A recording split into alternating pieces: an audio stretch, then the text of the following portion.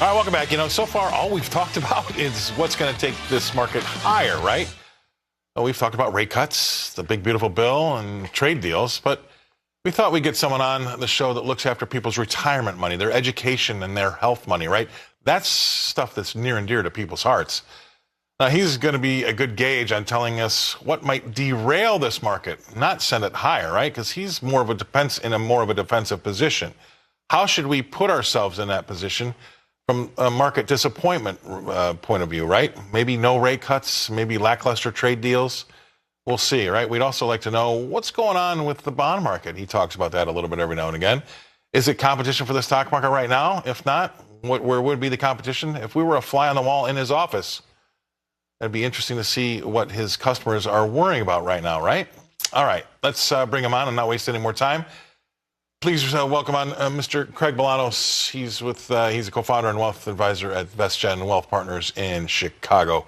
Craig, thanks for coming on. What should we be worried about? If I call you up and I'm a customer of yours, you've got my retirement money, you're looking after some of my education money for my kids, my 529s or maybe some health money. What am I to look out for? Well, it's funny because, Scott, if you're a fly on the wall, you're going to hear me tell stories that everybody already knows, but I'm worried people are too complacent about. Worry number one, the world is a global tinderbox. I mean, Russia versus EU-U.S. relations, the worst they've been since the Cold War. Number two, the military activity in the Middle East. Are you kidding me? Is this the 1970s all over again? That's how tough it is. Risk number three, I think there's risks. We just heard it from Goolsbee this week that there's a risk to both sides of the Federal Reserve's dual mandate. That's the employment side and the inflation side, because we don't yet know where inflation's going, because we don't yet know where the tariffs are. Those are the top ones that are on my list, but there's also little things like, what if the big, beautiful bill didn't pass, Scott? Now we have massive tax risk coming back to businesses and individuals. So there's a lot of worries that are out there. Yeah, if I was in your chair for this show, my standard canned answer would have been, well, the risks are that we don't get any rate cuts, we don't get any decent trade deals, and the big, beautiful bill doesn't pass, right? Because part of me feels like those things getting done are known. They're givens, as you would say in the engineering world. And if they don't happen, the market would sell off because we're here because the market thinks they're going to be done. But I have been reminded by a lot of other folks on the show, you yourself as well, that if we do have a leg higher, it's going to be because we've had so many people miss out on this most hated stock rally we've seen in a very long time. And I like how you put geopolitical risk still back on the table. I don't know how much of a risk it is, because you tell me. I mean, the 12-day war, I guess, is what they're calling it now. But if you've got an issue where the United States is bombing Iranian nuclear plants, that seems pretty serious to me. But the market really kind of shrugged that one off.